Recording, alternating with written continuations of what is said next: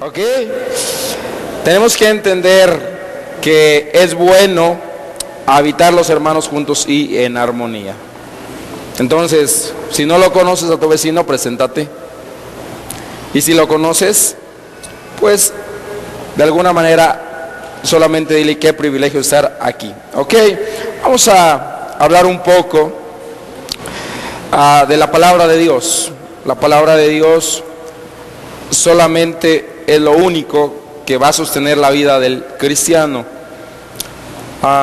Yo sé que a algunos les gustaría escuchar un poco de lo que hicimos en Corea del Norte, pero sin embargo Dios puso un poco más en mi corazón darles una palabra acerca de cómo hacer crecer tu fe. Y a medida de que vamos a ir desarrollando el tema, vamos a ir contando un poco de lo que Dios nos ha permitido hacer. Vamos a entrar viendo la palabra en el libro de Mateo, capítulo 6. Yo creo que el día de hoy el Señor hable a tu vida y hable a tu corazón. Perdón, Mateo capítulo 13, primero.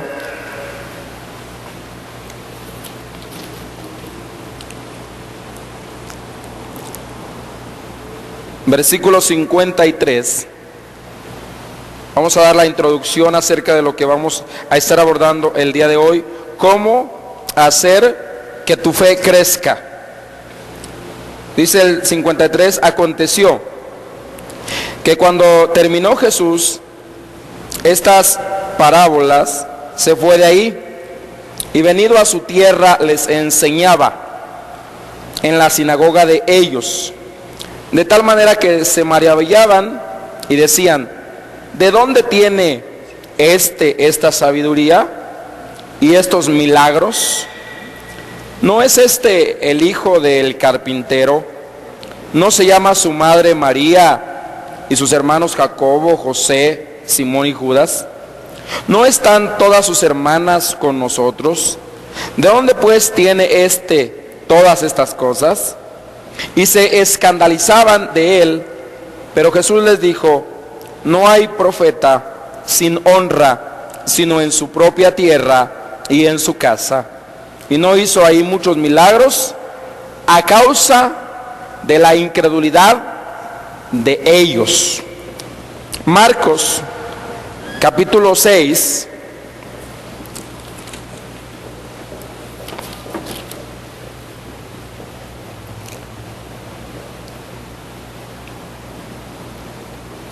Versículo 3,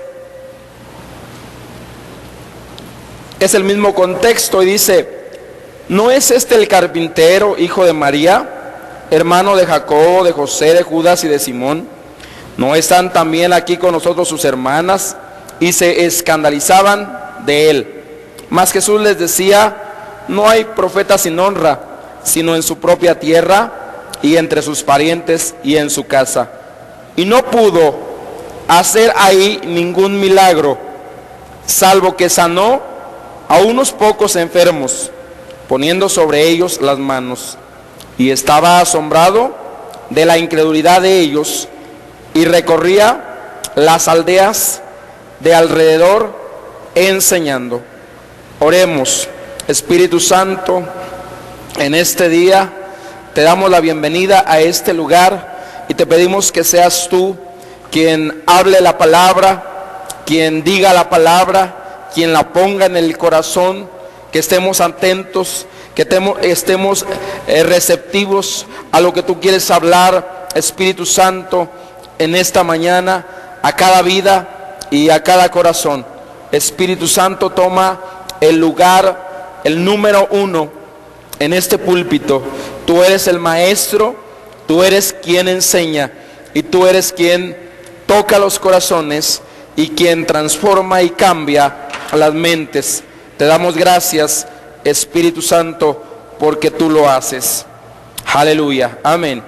Bien, ¿qué nos dice esta palabra? Nos dice y nos hace énfasis en que había incredulidad en el pueblo de Nazaret. porque ellos veían a Jesús como el hijo de María, la que conocían, con la que veían en el mercado todo el tiempo, y con José el carpintero, que a lo mejor José y su hijo les habían hecho una mesa, una silla. Ellos veían a Jesús como un hombre natural, y verlo como un hombre natural no les permitía a ellos creer lo que Dios podía hacer a través de Jesús. Así que la palabra de Dios dice que no pudo hacer muchos milagros por la incredulidad de ellos. Aquí vemos un término, una incredulidad colectiva o una incredulidad corporativa. Dios va a moverse en un ambiente de fe, pero Dios no se podrá mover en un ambiente de incredulidad. La incredulidad corporativa de toda una comunidad, de toda una familia, impide que Dios se mueva. Una vez más, Dios no podrá hacer nada en un ambiente de incredulidad. Dice la palabra del Señor que Jesús recorría las aldeas enseñando. Así que es importante cómo destruyes la incredulidad. La única forma de destruir la incredulidad es precisamente enseñando. Así que el Maestro Jesús enseñó en todas las aldeas, pero a los suyos no les pudo enseñar, o más bien, aunque les enseñaba, no captaban del todo, porque no estaban receptivos, porque no estaban a la expectativa. Tenemos que entender esta parte. Cuando Jesús está hablando acerca de la fe, Él siempre relaciona nuestras interrelaciones o nuestra interacción con otros creyentes. Jesús está hablando de un conjunto de personas, dice, entre ellos no pudo hacer nada porque eran incrédulos, porque había incredulidad. Si nos vamos a Lucas capítulo 17, por favor. Lucas capítulo, apenas estamos en la introducción, poniendo una plataforma para después entrar a desarrollar el tema. Lucas capítulo 17, versículo 3, dice: mirad por vosotros mismos, si tu hermano pecare contra ti, repréndele, y si se arrepintiere, perdónale. Y si 7 veces pecare contra ti y viene nuevamente a ti durante el día, dice un día, y se arrepiente diciendo, perdóname, tú tienes que perdonarle. En respuesta al perdón, que tiene que ver con relaciones humanas, los apóstoles en el versículo 5 le dicen al Señor: aumentanos la fe. Lucas capítulo 17, versículo 5. Señor, aumenta nuestra fe. Se necesita fe a fin de podernos llevar bien, tener relaciones cordiales con la gente. Algunos hermanos, hermanas que nos reunimos, somos un poco difíciles, pero se necesita fe para podernos llevar bien. Así que Jesús, conociendo a sus discípulos, después de que ellos le dicen, o sea, como Señor, si alguien me hace daño, ¿qué debo hacer? Jesús le dice, perdónale. Oye, Señor, pero si vuelve a insistir constantemente, el Señor le dice, conozco tu corazón. Si en un día 7 veces la misma persona te hace daño, dice que ¿qué? Que le perdones. Eso habla de la misericordia de Dios. Pero ellos se dieron cuenta de algo. Los discípulos se dieron cuenta, nos hace falta algo para perdonar. Y entonces inmediatamente le hacen una petición al Señor: Señor, aumentanos la fe. Y de esta pregunta o de esta propuesta que ellos le hacen al Señor viene una gran enseñanza que todos debemos de tener para poder hacer crecer nuestra fe. La fe crece en etapas.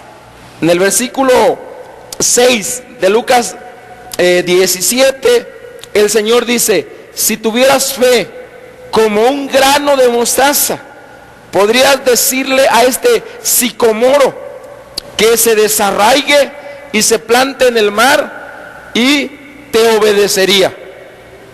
La pregunta, más bien la respuesta del Señor, no es paso 1, paso 2, paso 3. Ellos querían saber cómo hacer crecer su fe. Y el Señor les empieza a decir: si tuvieras fe como un grano de mostaza. Muchos de nosotros nos quedamos con que un grano de mostaza puede hacer mover montañas. Y no estamos organizando o reorganizando la topografía espiritual. Hay un montón de montañas levantadas en nuestra vida porque no estamos utilizando la fe que Dios nos ha dado. El concepto de la fe que mueve montañas es esto precisamente. No es un grano de mostaza, es un grano de mostaza en crecimiento. La mostaza tiene la semilla más pequeña, como la cabeza de un alfiler. Y la Biblia nos enseña que esa semilla tan pequeña, Jesús dijo, y en lo natural puede convertirse en un arbusto muy grande, en el cual aún los árboles pueden hacer su nido. Lo que Jesús estaba diciendo precisamente era que en nuestra experiencia nosotros debemos de hacer que nuestra fe crezca, pero debemos de llevar nuestra experiencia hacia la palabra de Dios, hacia la palabra de Dios. Dios desea que su palabra obre. En Jeremías capítulo 1 versículo 12 dice lo siguiente. Dice: y me dijo Jehová, bien has visto, porque yo apresuro mi palabra para ponerla por obra. ¿Qué quiere decir esto? La palabra de Dios siempre quiere trabajar en nuestras vidas, pero a veces la experiencia que hemos tenido en el pasado hace que la palabra de Dios no obre. Nuestra experiencia debe de ir por encima, la palabra de Dios debe de ir por encima de la palabra, de nuestra experiencia, La palabra de Dios va a obrar, va a trabajar cuando nuestra experiencia no la tomamos tanto en cuenta, cuando creemos lo que la palabra de Dios dice. Jeremías 1:12, en otra versión, lo que quiere decir es: yo respaldaré mi palabra para que obre lo que yo quiero. Y lo que Dios quiere para nosotros siempre son cosas buenas. Necesitamos descubrir el tipo de fe que hable y sucedan cosas. Una vez más, necesitamos descubrir el tipo de fe que obre una vez que has hablado y sucedan cosas. El punto aquí es una fe que articule, una fe que hable. Es bien importante esto. En Lucas 17:6, que es donde estamos viendo, dice que una poquita fe, un grano de mostaza,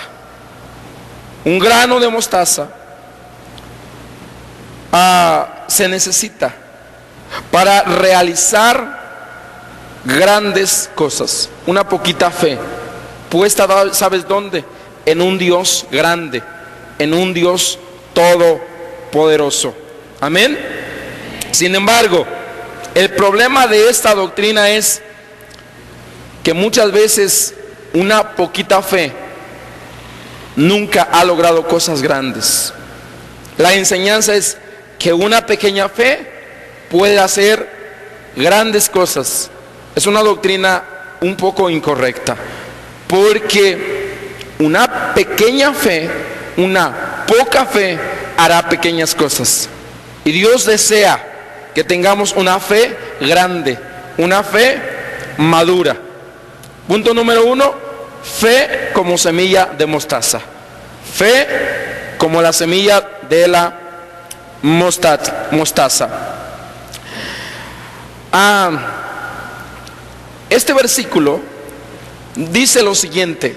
En el original, en griego, dice: si tuvieras fe creciendo como un grano de mostaza.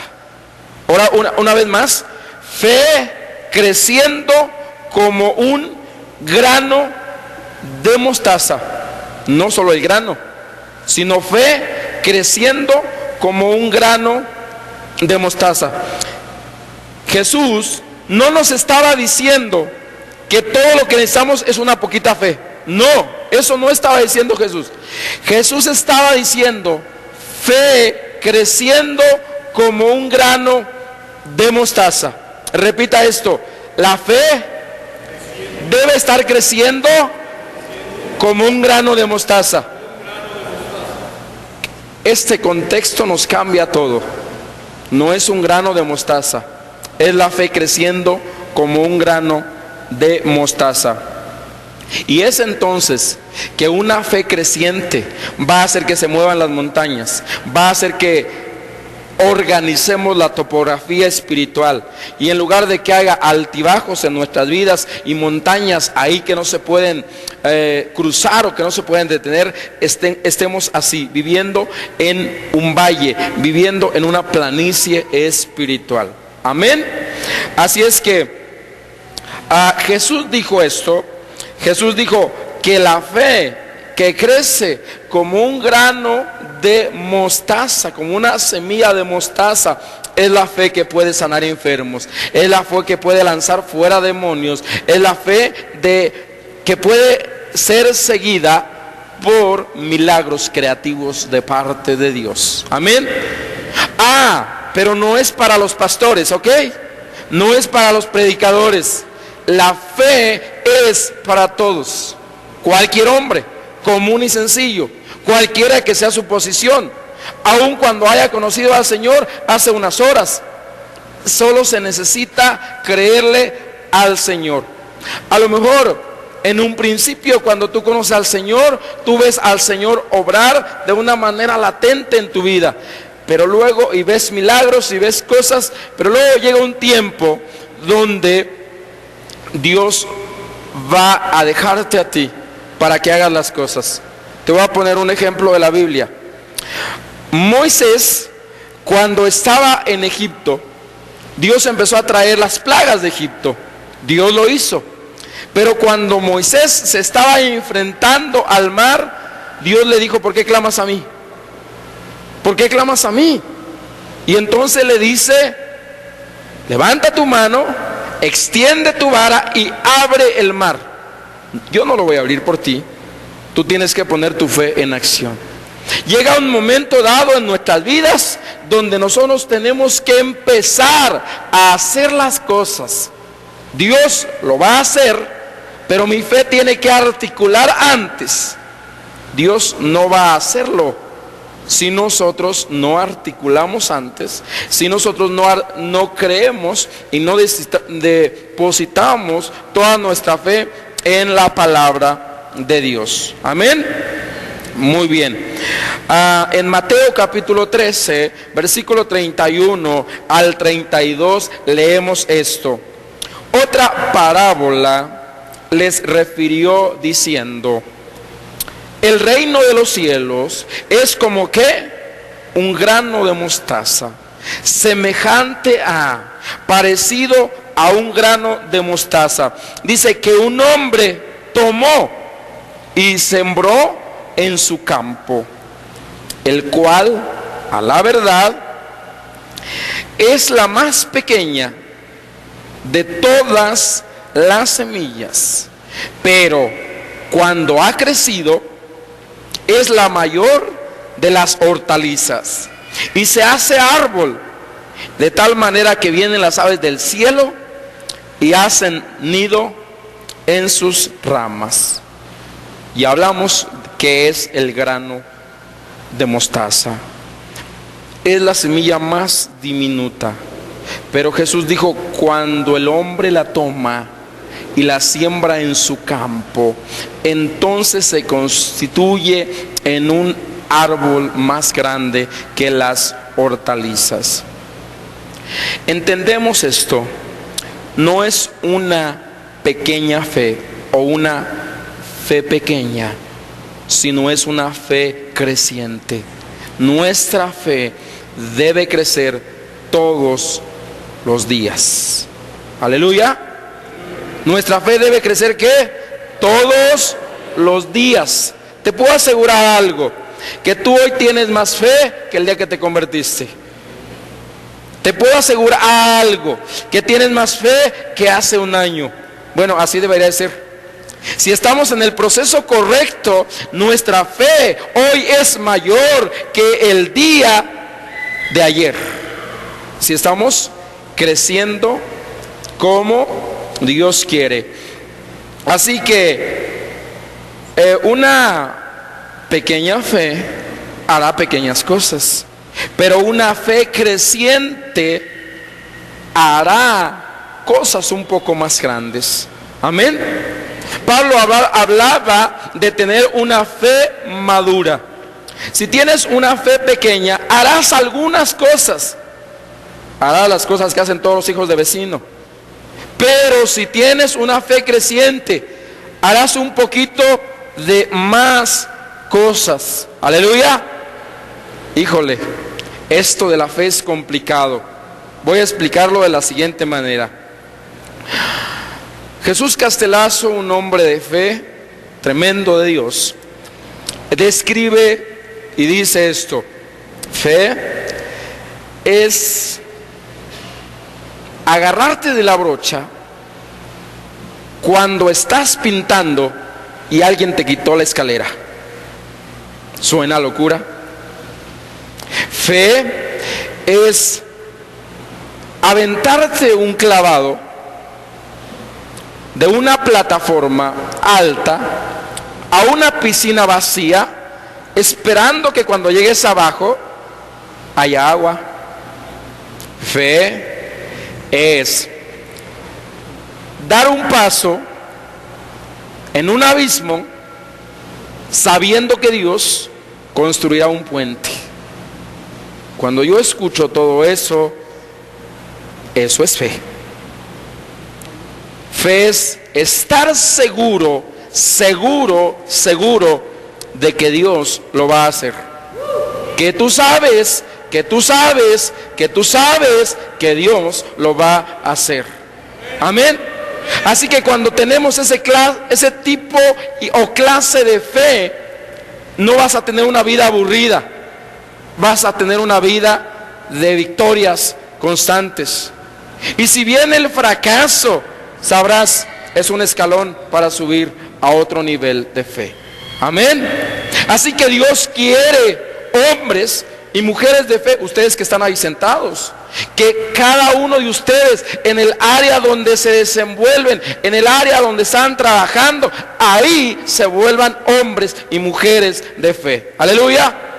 para aplicar la fe en cualquier circunstancia, cualquier problema, cualquier área cotidiana de la vida. Amén.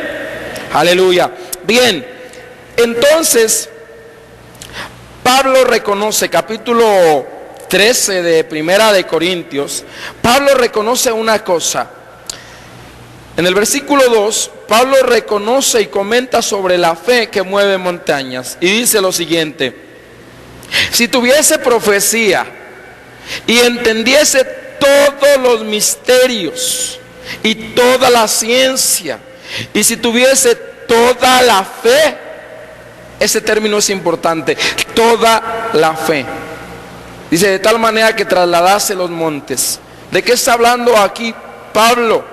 Está hablando cuando dice toda la fe, es diferente a cuando Jesús dice poca fe, y es diferente a cuando Jesús dice un grano de mostaza.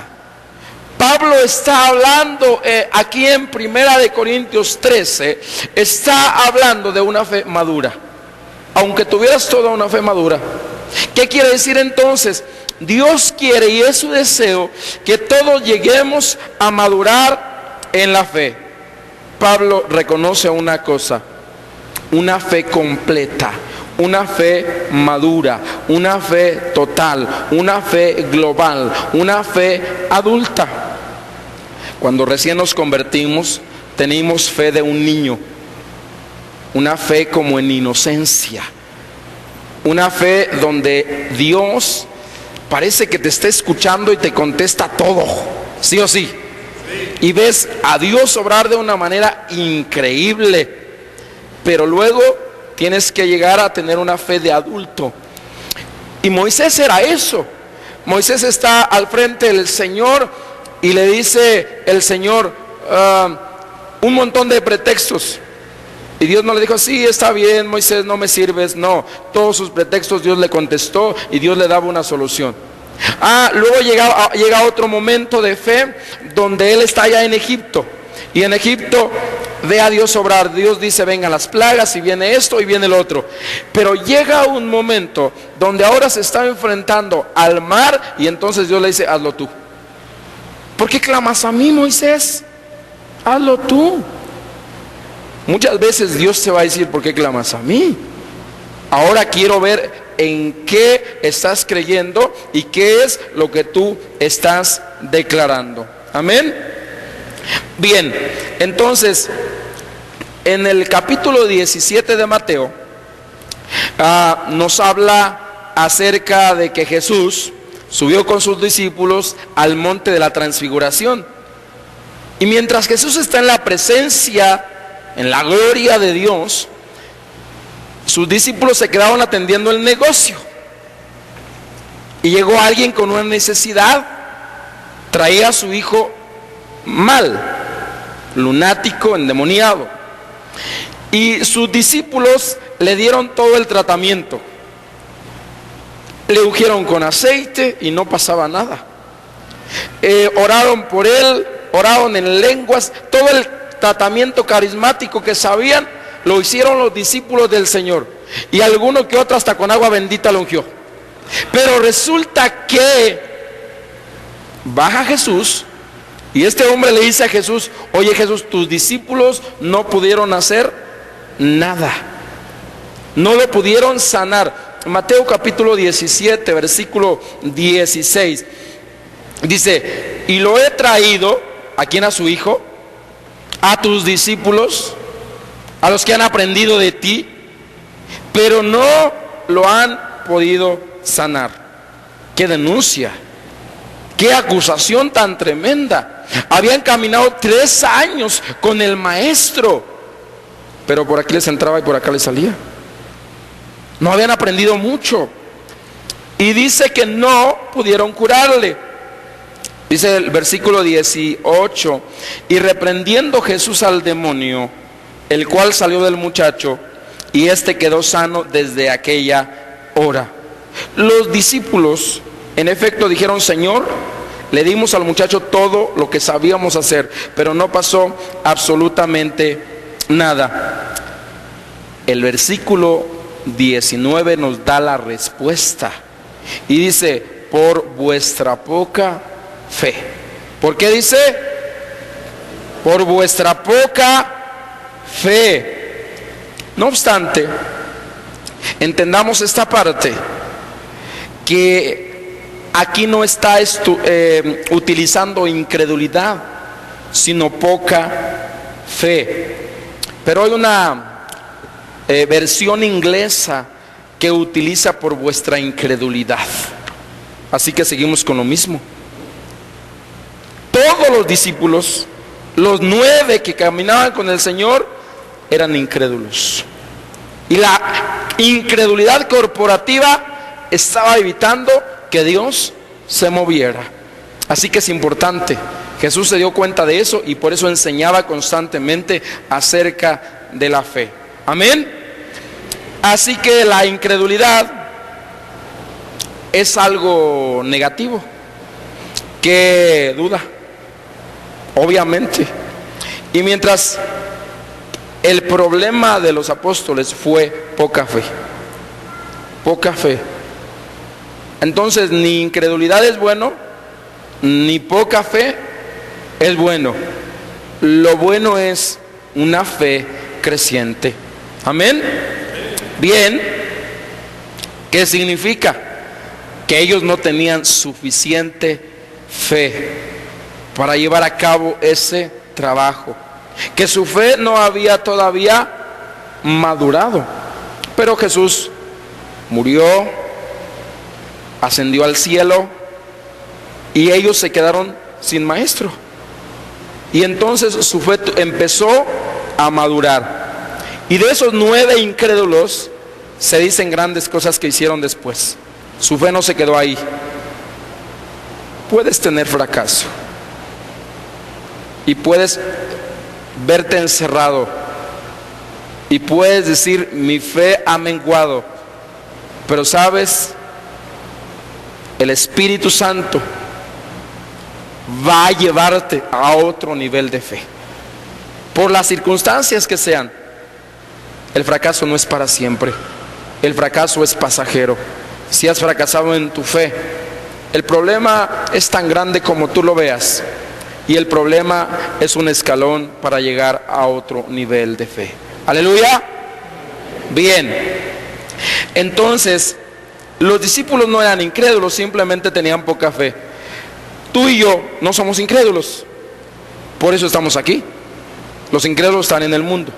Pero nosotros, el problema con nosotros es poca fe. Amén. Bien. Entonces, ¿quién da la fe? ¿Quién da la fe? Contestemos la pregunta. Romanos capítulo 12, versículo 3. Digo pues, Romanos 12, 3. Digo pues, por la gracia que me es dada, conforme a la medida de fe que Dios repartió a cada uno. Entonces, ¿de dónde viene la fe? De Dios.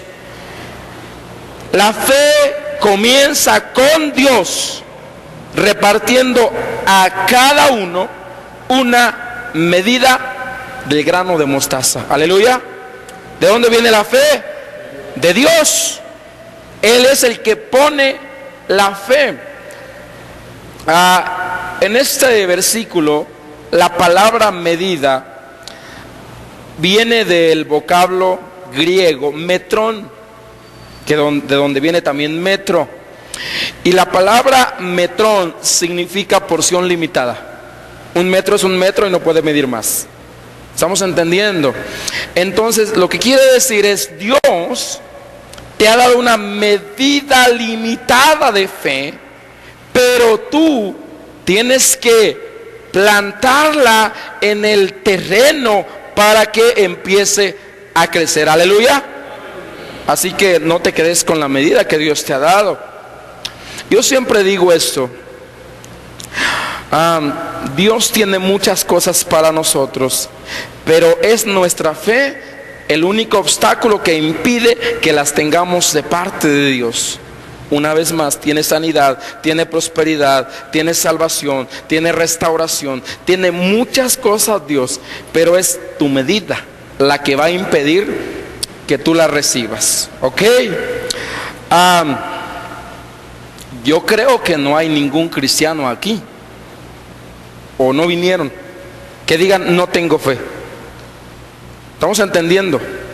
No debería haber ningún cristiano que diga no tengo fe, porque no existe. Estaría siendo yo mentiroso a Dios, porque dice que Él me dio ¿qué? Una medida de fe. Aleluya. A veces digo, pastor, puede orar por mí porque usted está más cerca de Dios y a usted lo escucha a Dios, también a usted. Aleluya. A Dios, Dios lo escucha a usted como me escucha a mí. Y Dios va a responder a su petición conforme a lo que usted está creyendo, conforme a lo que usted está declarando. Vamos a ver dos clases de fe. Vamos antes a Efesios capítulo 2 versículo 8. Dice, porque por gracia sois salvos. ¿Por medio de qué? De la fe. ¿Por qué somos salvos? Por medio de la fe. Dice, y esto no de vosotros, pues es don ¿de quién? De Dios. ¿Qué significa la palabra don? La palabra don en el griego significa regalo. La fe es un regalo de Dios. Y por un regalo no pagamos absolutamente nada. Así es que la fe es la que nos hizo salvos, pero la fe fue un regalo de Dios. Y de la misma manera que un día conocimos a un Cristo vivo, de esa misma manera tenemos que seguir teniendo esa fe, que dice el versículo 9 de Efesios 2, no por obras, para que nadie se gloríe. Aleluya, para que nadie se gloríe. Si eres un creyente nacido de nuevo, entonces tienes una semilla. ¿Qué vas a hacer con ella? Tienes una medida. ¿Te vas a quedar ahí o vas a ir a otro nivel? Eso depende totalmente de ti. Dios te ha confiado una medida. Ahora que la hagamos crecer, depende de nosotros. Amén. Dos clases de fe. El don de fe. El don de fe mencionado en 1 Corintios capítulo 12 versículo 9 es un don que es un impartimiento soberano de parte de Dios en el momento en que Él quiera. Aleluya. Pero ahora viene otro tipo de fe o clase de fe, la fe desarrollada, la fe de la cual Pablo está hablando. Esta fe desarrollada comienza con una medida, pero tú esa medida tienes que plantarla para que empiece a crecer. Si mi fe o tu fe no ha crecido, no es el problema de Dios, el problema es mío. Aleluya. Por lo menos digan, si estamos entendiendo, si mi fe no ha crecido, no es problema de Dios, es mi problema. Yo tengo que desarrollar mi fe. Si tu fe no está creciendo progresivamente, algo se ha detenido y algo está mal. Y no es Dios. Dios está en su trono, su palabra sigue siendo su palabra, así que soy yo quien necesito empezar a poner en práctica mi fe. Aleluya. ¿Y cuándo la vas a poner en práctica? En las peores circunstancias. 8 de enero del 2009, mi mamá acababa de regresar de Estados Unidos y fue internada por una neumonía en el hospital. Y los doctores no encontraban nada que la pudiera hacer sentir bien y que la mejorara. Ese día, un domingo, se complicaron las cosas de una manera tremenda. Y a las 2 de la tarde le marqué a un amigo mío y oramos por mi mamá y dijo, vamos a ponernos de acuerdo y vamos a orar. Ella se fatigaba mucho al respirar y los médicos no encontraban cuál fuera la causa. Ya había bajado la neumonía y se fatigaba bastante. Y entonces se empezó a poner más grave en esa tarde. Mi amigo me dijo estas palabras: de aquí en adelante solo buenas noticias. Y lo creí, lo confesé y todo. Y me salí de la clínica. Cuando regreso como 5 de la tarde, el médico dice que las cosas estaban muy difíciles. Y entonces mi papá tiene un amigo que es sacerdote y lo mandó traer y reunió a todos mis hermanos. Y el padre vino y le puso los santos óleos. Ustedes saben lo que eso significa. Así que estamos en el cuarto, en la habitación, y mi mamá, fatigada, empieza a echarle la bendición a cada uno de mis hermanos. Y en ese momento empecé a declarar: yo me rehúso a recibir, a creer lo que mis ojos están viendo. Y me salí del cuarto, de la habitación, y me fui a la parte alta del edificio, y ahí empecé a decirle al Señor que yo rechazaba toda mentira, que yo no creía lo que mis ojos estaban viendo. Me tuve que poner fuerte. Otra de mis hermanas estaba llorando, todo el mundo estaba conmocionado. Esa noche nos sacaron a las 12 a todos del hospital, ya que nos fuéramos a nuestra casa. Llegué y con una de mis hermanas que vive en Estados Unidos había venido, y ella tiene su fe en el Señor Jesucristo. Empezamos a orar y oramos y oramos y oramos y lloramos mucho, pero después empezamos a reír de una manera increíble como nunca antes lo había experimentado. Era cerca de las 2 de la mañana y le dije a mi hermana: Dios ya hizo algo. Nos fuimos a acostar tranquilamente, y al día siguiente el médico descubrió que había entrado agua a los pulmones de mi mamá.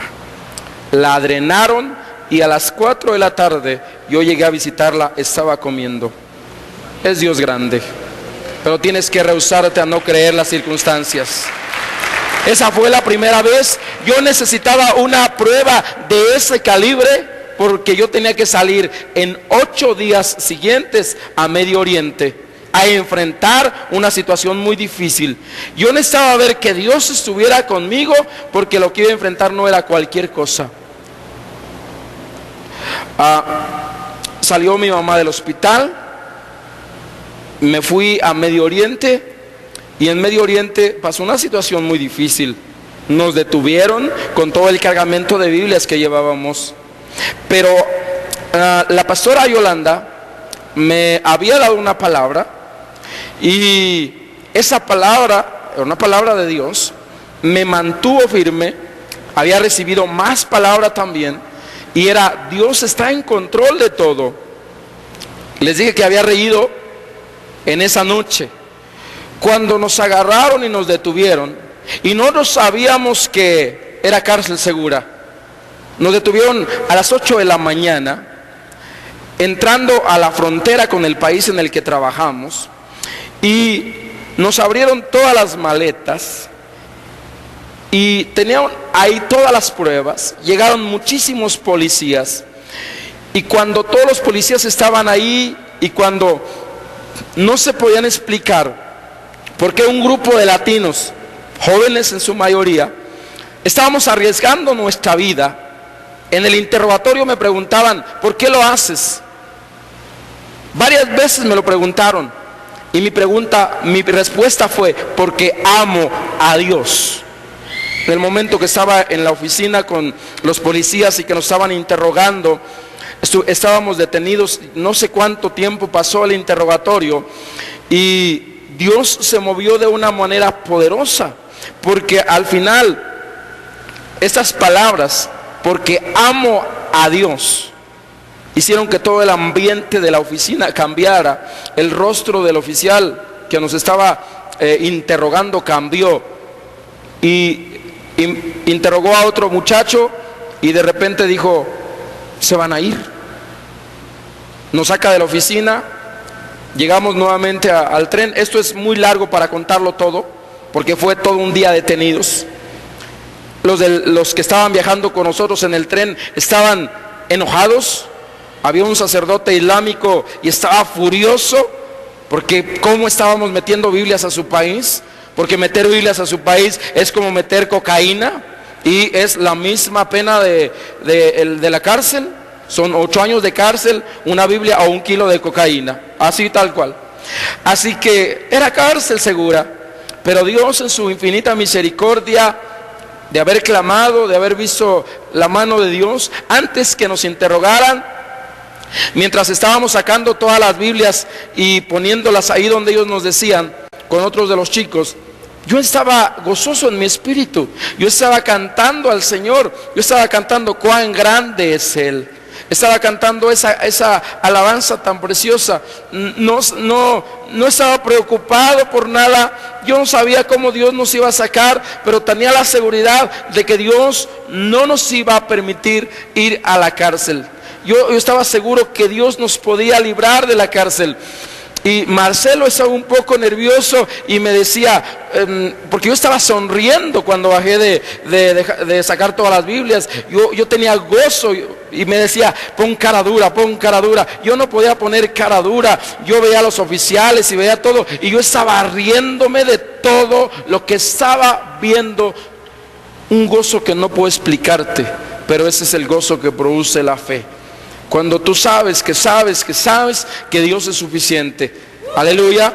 Porque yo había visto a Dios obrar y ahora estaba seguro que no íbamos a ir a la cárcel. Y así fue. Ese viaje fue difícil, ese viaje fue duro, pero regresamos porque hemos puesto nuestra fe en el Dios de los imposibles. Nos quitaron todas las Biblias, pero se quedaron dentro del país. Y lo que ellos hagan con las Biblias, estoy seguro que no las van a quemar. Por supuesto que no. Es mucho dinero el que había quedado ahí. Así que iban a salir al mercado negro como en otras ocasiones. Oramos por las Biblias y Dios utiliza cualquier cosa cuando tienes la fe en un Dios vivo. Llegamos el primer interrogatorio. Después en el segundo interrogatorio llaman a Marcelo solamente a una oficina y en esa oficina el Hezbollah, que es un grupo terrorista, fue precisamente los que nos liberaron. Dios utiliza cualquier cosa. Dios utiliza cualquier cosa cuando nosotros tenemos fe en un Dios vivo. Amén. Así que tu fe tienes que estar creciendo. Yo no tenía esa fe.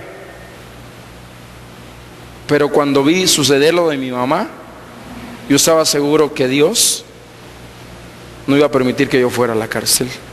Y así fue. Tiene que ser una seguridad dentro de ti, que sabes que Dios lo va a hacer. Así que es una fe que se va desarrollando. Amén. Aleluya. Bien. ¿Cómo crece la fe? La fe crece por la obediencia. La palabra de Dios dice en 2 Corintios 3:18 que Dios nos lleva de gloria en gloria y de fe en fe. Romanos capítulo 1 versículo 17 dice que el reino de Dios es de fe y para fe. Significa que una fe es la que tienes hoy, otra fe será la que tienes el día de mañana. Pero eso depende de cada uno de nosotros. Así que es entonces nosotros los que tenemos que tomar la semilla y plantarla en el terreno. Aleluya. Para que empiece a crecer. Voy a ilustrarte esto de la siguiente manera. El rey Tutankamón fue un faraón de Egipto. Y ha sido uno de los más famosos. Él fue enterrado aproximadamente en el año 1357 antes de Cristo. Bueno, según los datos de los arqueólogos. Y en su tumba obviamente pues fue una pirámide extremadamente elaborada con una tecnología que hasta el día de hoy todavía no se logra explicar. Cuando su tumba fue descubierta en 1922 por un arqueólogo inglés, en su interior se encontraron entre sus más preciados tesoros, se encontró miel, se encontró trigo y otras semillas. Curioso por ver lo que había sucedido con esas semillas, o sucedería con esas semillas después de 3.279 años, el arqueólogo mandó que el trigo fuera sembrado en un terreno fértil en las inmediaciones del río Nilo. El río Nilo reúne todas las condiciones para que las semillas germinen. Así que al recibir la humedad y los nutrientes necesarios del suelo, dentro del periodo normal, la madurez, el trigo primeramente emergió, empezó a madurar y finalmente se obtuvo una cosecha. Después de más de 3.000 años de que esas semillas estaban ahí en esa tumba.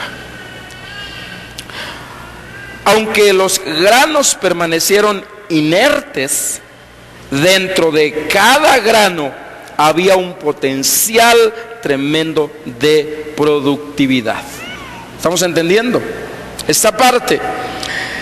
El potencial no había muerto, simplemente estaba dormido, estaba latente, ahí estaba, pero produjo una cosecha después de 3.000 años. ¿Cómo está tu semilla? ¿Está viva? ¿Está plantada en la tierra? ¿O la tienes como el faraón ahí muerta y ahí latente? ¿Cómo está tu fe? 3 ingredientes para que una semilla produzca. 3 ingredientes para el crecimiento. En lo natural, una semilla necesita 3 cosas básicas para crecer. Y lo número 1 que necesita es esto precisamente: nutrientes. Nutrientes. Un grano de trigo depositado en un ambiente erróneo jamás emergerá y jamás crecerá. Pero sin embargo, si se coloca en las condiciones apropiadas, no solo crecerá, sino que aún se desarrollará y dará una cosecha. Aleluya. Así que este mismo potencial está dentro de ti. La semilla está dentro de ti. Y la semilla tiene dentro de ella un potencial para producir todo lo que tú necesitas. Que determina entonces que reúna las condiciones necesarias. Así que, si metafóricamente la semilla de la fe, a fin de que crezca, necesita ser nutrida. ¿Cómo nutres la semilla de la fe? La única forma de nutrir la semilla de la fe es precisamente con la palabra del Espíritu, la palabra de Dios. Amén. Efesios capítulo 1, versículo 17. Efesios capítulo 1, versículo 17. Vamos a encontrar precisamente que dice: para que el Dios de nuestro Señor Jesucristo, el Padre de gloria, os dé espíritu de sabiduría y de revelación en el conocimiento de Él. Necesitamos una palabra revelada para nutrir nuestra fe. Cuando hay una enfermedad, necesitas una palabra revelada para levantar tu fe, para nutrirla, para que esté creciendo. Una palabra de sanidad. No necesitas palabra de prosperidad en ese momento. Pero cuando estás pasando un momento de escasez, necesitas una palabra de prosperidad, una palabra de abundancia. Cuando tu matrimonio está pasando por problemas muy fuertes, no necesitas otro tipo de palabra más que una palabra de restauración, una palabra de la voluntad de Dios. Estamos entendiendo entonces que la palabra es la única que puede nutrir nuestra fe. Solo la palabra puede nutrir nuestra fe. Este es el principal elemento que se necesita. Lo segundo que una semilla natural necesita es agua. Agua. Y el agua va a representar la obediencia a la palabra. Lo tercero que una semilla necesita es la luz solar. Sin estos elementos no puede germinar, nunca crecerá una semilla. Así es que 3 elementos básicos que se necesitan. La obediencia a la palabra de Dios es: Dios lo dijo, no lo voy a razonar, simplemente lo voy a creer y está establecido. Si Dios lo dijo, mi responsabilidad es creerlo y obedecerlo. ¿Estamos o no estamos? No hay más. Esa es la obediencia a la palabra de Dios. Que dije que era fe, es agarrarte de la brocha cuando estás pintando y te quitan la escalera. Suena locura, claro que así es. Dios te va a dar una palabra que tú dices, no tienes que razonarla, simplemente tienes que saber que si Dios lo dijo, así está establecido. Amén. Los rayos de la luz del sol. Esa semilla tiene que estar bañada o tiene que estar expuesta al amor de Dios. Al amor de Dios. 3 cosas básicas para que la semilla pueda estar creciendo. Romanos capítulo 5, versículo 5, nos habla de este grande amor que Dios tiene por nosotros. Es el amor el que va a hacer que tu fe esté produciendo. Dice, y la esperanza no avergüenza, porque el amor de Dios ha sido derramado en nuestros corazones por el Espíritu Santo que nos fue dado. Escucho gente diciendo, Señor, dame amor para amar a fulano. Escucho gente que dice, Señor, esa persona es muy difícil de amar, solamente tú la puedes amar. Yo te digo una cosa, el Espíritu Santo ya derramó el amor que tú necesitas para amar a la persona más difícil. Y todo esto es por fe. Por eso el Señor les dijo, ¿por qué relaciona el perdón con la fe? Las buenas relaciones humanas tienen que ver mucho con la fe, porque tienes que aprender a ver en esa persona al Dios que vive dentro de ella. Dile a tu vecino, si supieras quién soy yo, ¿me invitarías un día de estos a comer? ¿Sabes qué? No nos conocemos. No nos conocemos en el exterior, pero en el espíritu, por lo que Dios ha puesto en nosotros, por el amor que ha derramado, no nos conocemos. Tú tienes que amar como Dios ama. Tu fe crece cuando está nutrida con la palabra de Dios, cuando está siendo regada por la obediencia a la palabra de Dios, y número 3, cuando está llena de amor. Todo lo que tú haces está lleno de amor. Aleluya. Ese es el ambiente perfecto para que desarrolle la fe. Así es que Dios quiere que nuestra fe crezca y que nuestra fe avance. Vamos a ver el terreno. El terreno donde debe ser plantada la palabra es escuchar la palabra. Romanos capítulo 10, versículo 17, dice esto. Dice, la fe viene por el oír, y el oír por la palabra de Dios. Cuando hablamos oír la palabra de Dios, creemos que solamente es venir a escuchar al pastor predicar, y no es así. Sí, eso nos va a ayudar, pero aquí en el versículo 17 lo que está diciendo es la palabra. Cuando dice oír la palabra, es oír la palabra rema. La palabra rema de Dios es la palabra que tú necesitas para algo específico. Aleluya. La palabra que a mí se me había dado cuando antes de viajar a Medio Oriente era que Dios sería muro de fuego alrededor de nosotros. Esa fue la palabra rema que necesitábamos en ese momento, una palabra de protección, una palabra de cuidado. Y esa palabra fue la que me hizo creer que Dios estaba con nosotros. Era una palabra rema. No estaba creyendo por sanidad en ese momento, necesitaba una palabra de protección, una palabra de donde te anclas, de donde te agarras.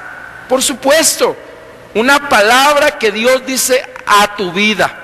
Tú necesitas oír a Dios. Dijimos que era una palabra revelada, no una palabra de conocimiento, sino una palabra revelada, una palabra rema.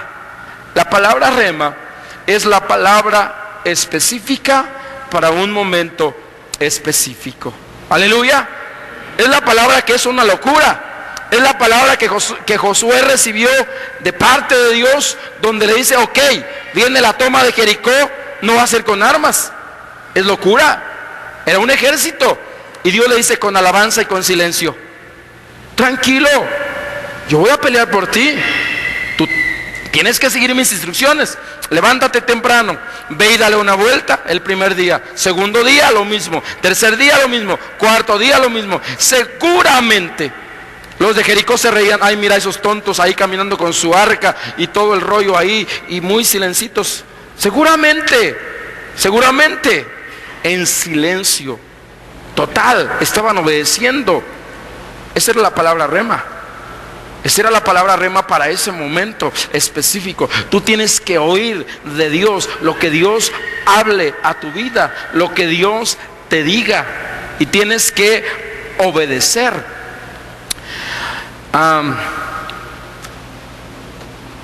Agosto del 2009. Mi mamá nuevamente se complican las cosas en su salud y el doctor decide que no hay nada que hacer.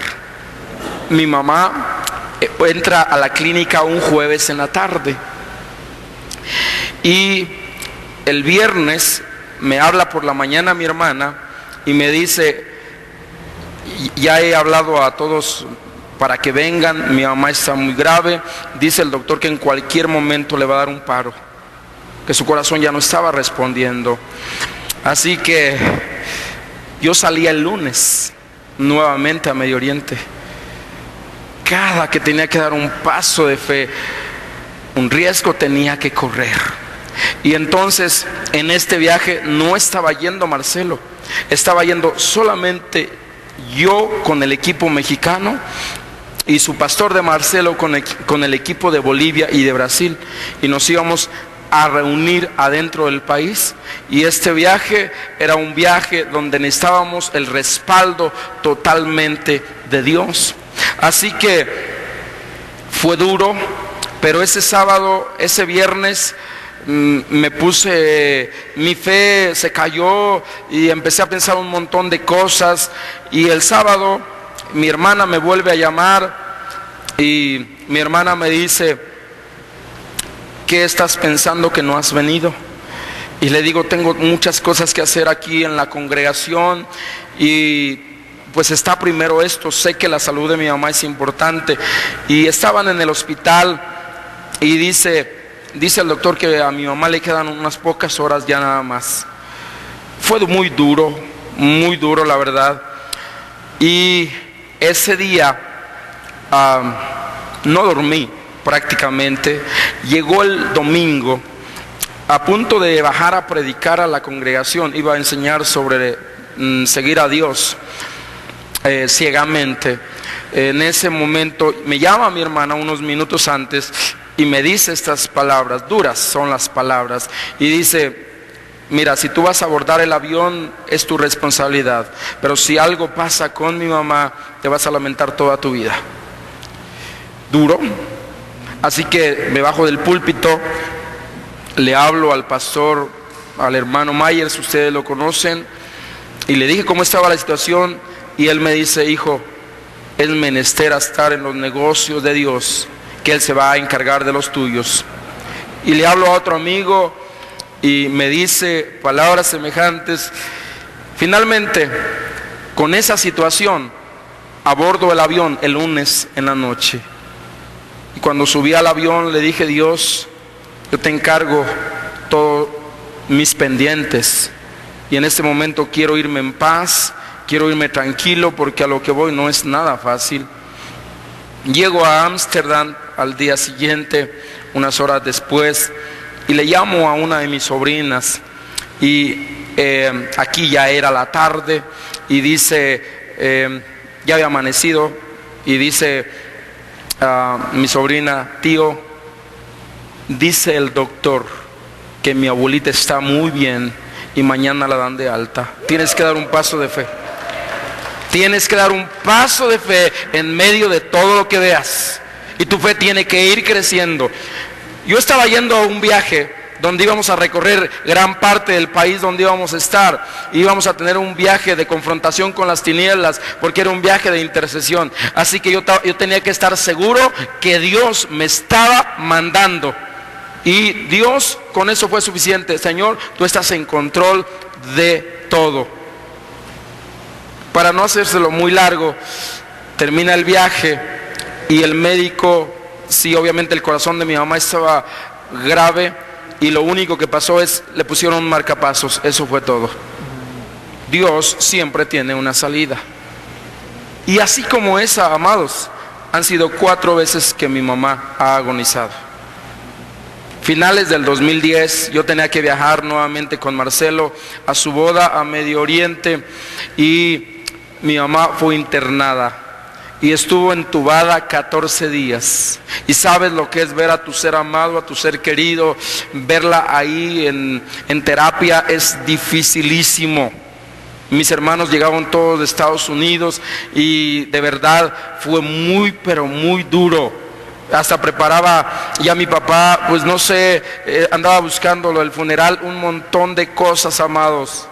Pero nuevamente 17 días estuve ahí acostándome a los pies de la cama de mi mamá en el hospital, y en la madrugada me levantaba y empezaba a declarar la palabra y decía: lo que mis ojos están viendo no es la realidad, Dios tiene una respuesta. Dios ha guardado a mi mamá por 4 años. Mi mamá no era creyente, pero con todo lo que ha pasado, hoy ella sabe que Dios es el que la tiene de pie.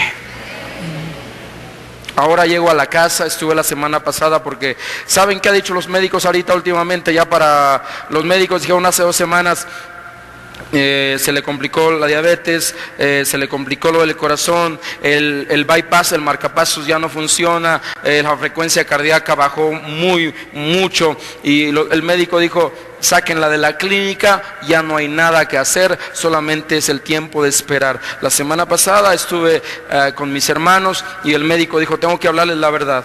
Y nos dijo: puede durar 1 mes, 2 meses, cuánto tiempo no sabemos, días va a estar bien, días va a estar mal, pero sabes, mi mamá está bien. Y mi mamá está consciente y mi mamá platica y todo. Y ella me decía una cosa: solo Dios me tiene aquí con un propósito. Solo Dios, porque hemos visto a varios vecinos, gente conocida, no estaba enferma y murieron de repente. Y hemos visto cómo Dios se ha glorificado en mi mamá vez tras vez. Y ¿sabes qué? Mi fe crece. Mi fe crece con cada día. Mi fe hoy es mayor que hace 1 año. Y te aseguro que las circunstancias solamente son escalones que tú tienes que ir subiendo para ir a otro nivel de fe. Amén. Porque la palabra de Dios dice que la fe viene por el oír y el oír por la palabra de Dios. Tienes que oír la palabra de Dios, la palabra rema. En el Antiguo Testamento vemos que Josué dice: vino a mí palabra de Jehová, y la obedeció. Ezequiel dice: vino a mí palabra de Jehová, y la obedeció. Y cuando viene palabra de Dios a cada uno de nosotros, nosotros tenemos que obedecer. Aleluya. Así que todo esto es por fe, no es de otra manera. Yo puedo decirte algo: si yo no hubiera ido a Rema a entender lo que era la fe, porque no sabía mucho, si no hubiera sido enseñado, yo no estuviera haciendo absolutamente nada de lo que Dios me está permitiendo hacer en los países en Medio Oriente y en Asia. Así es sencillo. Así que todo comienza por la fe, con la fe, y es para fe. Todo absolutamente. Amén. Dice Ezequiel 33:7: a ti pues, hijo de hombre, te he puesto por atalaya a la casa de Israel, y oirás la palabra de mi boca. Tenemos que oír la palabra que Dios en este momento está hablando. Dios habla. La voz de Dios es como las ondas de radio. Aquí hay ondas de radio, pero no las podemos oír.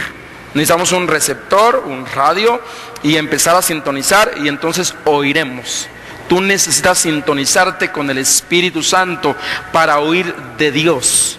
Escucha de Dios. ¿Por qué estamos más fácil a creer lo negativo que las cosas buenas de Dios? ¿Sabes? La palabra de Dios dice que Él no tiene un minuto para planear algo malo para ti, ni un segundo para pensar cosas malas acerca de ti. La Biblia dice que Dios solo tiene planes y cosas buenas para todos y cada uno de nosotros. Así que cualquier cosa, por grande que sea la montaña, la geografía que sea fuerte en tu vida, tú tienes que saber: Dios solo tiene cosas buenas, porque Dios es un Dios bueno.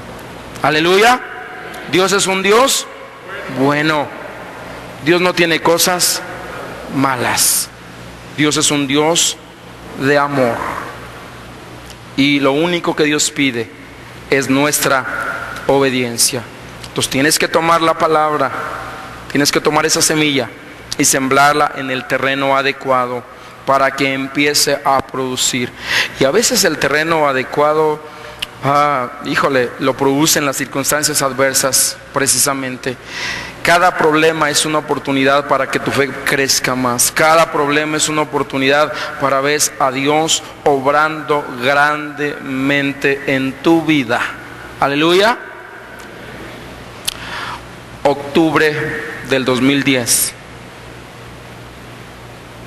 Mi esposa embarazada pierde el bebé antes de los 3 meses. Fue muy duro. Muy duro. Y en el 2011 sucede lo mismo.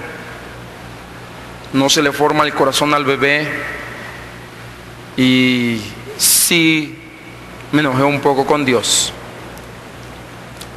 Pero después de que no se pudo hacer nada y tuvimos que sacar al bebé, si crees en un Dios de grandezas, tienes que saber que Dios lo hace perfecto. Y entonces fui enfático y dije: Dios, cuando yo estaba soltero, tú me dijiste que cuando yo hallara esposa, hallaría el bien y la misericordia tuya. Eso dice Proverbios. Fue mi palabra rema para recibir una esposa, no una novia. Yo nunca oré por una novia, oré por una esposa y esperé el tiempo correcto. Y Señor, tu palabra dice que no habrá mujer estéril en tu tierra, en tu pueblo. Así que, Señor, mi esposa no es estéril, pero tu palabra dice, Señor, también que tú me darás simiente y que tú me darás hijos santos. el próximo embarazo, Señor, voy a hacer un trato contigo y voy a ser duro contigo, Dios. Te la voy a poner dura. Pensamos que se la ponemos dura a Dios. Le dije, Señor, en el próximo embarazo no voy a ir al médico antes de los 3 meses. No quiero un embarazo de riesgo como los embarazos pasados. No quiero, Señor, ninguna complicación. Y empezamos a orar así. Señor, creemos por un embarazo que llega a término. Creemos por un embarazo. Así, todo lo que te imagines, empezamos a creer. Y este año, en unos días, en un mes, van a ser mi hija. Solo porque tú tienes que creer. Toda tu vida debe ser una vida de fe. Ok, es que para los demás se embarazan, tienen hijos y no hay problema. Pues sí, pero para nosotros los hombres de fe tenemos que recibir todo absolutamente por fe. Aleluya. Y todo es así, esa es la vida maravillosa a la que Dios te ha llamado, a la que Dios ha llamado a cada uno de nosotros. Dios nos ha llamado a vivir una vida de fe. Aleluya. Se necesita la fe para todo. Pero a veces las cosas más sencillas las tomamos a la ligera. Pero Dios quiere que aún en las cosas sencillas, como la comida y el vestido, sepamos que es por fe. Porque la Biblia dice que todo lo bueno y todo don desciende de lo alto, todo regalo desciende de lo alto. Y tenemos que vivir agradecidos con ese Dios maravilloso que nos dio una medida de fe y que quiere que sigamos creciendo en nuestra fe. Aleluya. Así que tenemos que pararnos firmes, no en lo que el médico dice, no en lo que las circunstancias económicas dicen, no en lo que las ventas dicen, no en lo que dicen los proveedores, no en lo que dice la economía mundial, en lo que dice Dios. En el cielo no hay crisis y en el cielo no hay enfermedad.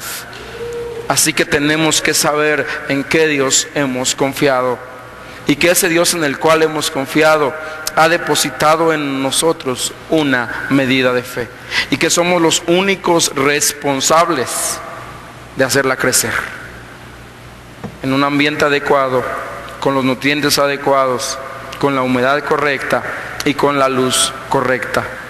Aleluya. No hay más que hacer. No hay más que hacer. Dios no es un Dios complicado. Dios es un Dios sencillo. Muy sencillo, pero muy poderoso. Amén. Es un Dios muy poderoso. ¿Cuál es tu circunstancia? ¿Cuál es tu adversidad? Vamos a orar. Que en este día Dios te dé una palabra rema. Que en este día Dios te dé una palabra específica.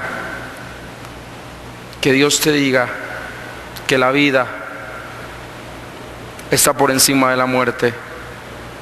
Que la enfermedad, que la salud está por encima de la enfermedad. Que la abundancia está por encima de la escasez.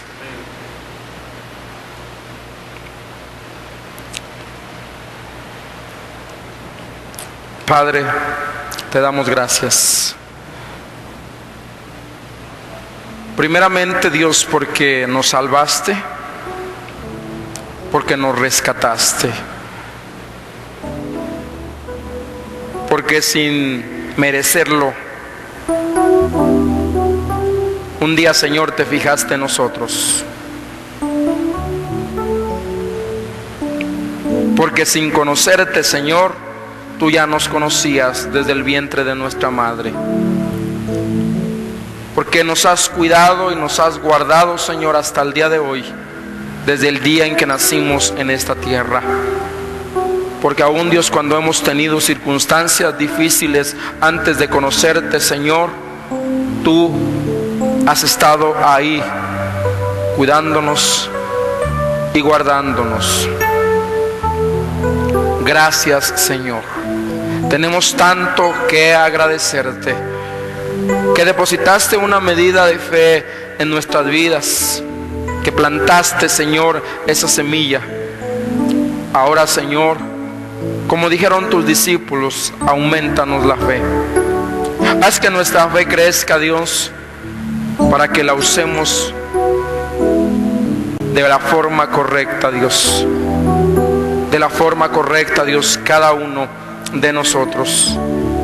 Padre, en el nombre de Jesús, te damos gracias, porque hoy somos llamados hijos y hermanos en la fe.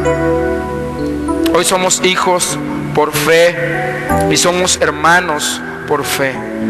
Todo, Señor, se mueve por la fe. Padre, gracias. Eres un Dios maravilloso. Eres un Dios que nos maravilla día a día. Espíritu Santo, en este día oramos que a cada uno le des la palabra rema que necesita en su situación. Dale la palabra, Señor, a cada uno que necesita un milagro. Habla, Señor, a la vida de cada corazón. Habla, Señor, a la vida de cada mente, Dios. Y muéstrale, Señor, que tu brazo de amor y de misericordia se ha extendido y con brazo firme y fuerte ha sostenido sus vidas hasta el día de hoy. Padre, en el nombre de Jesús.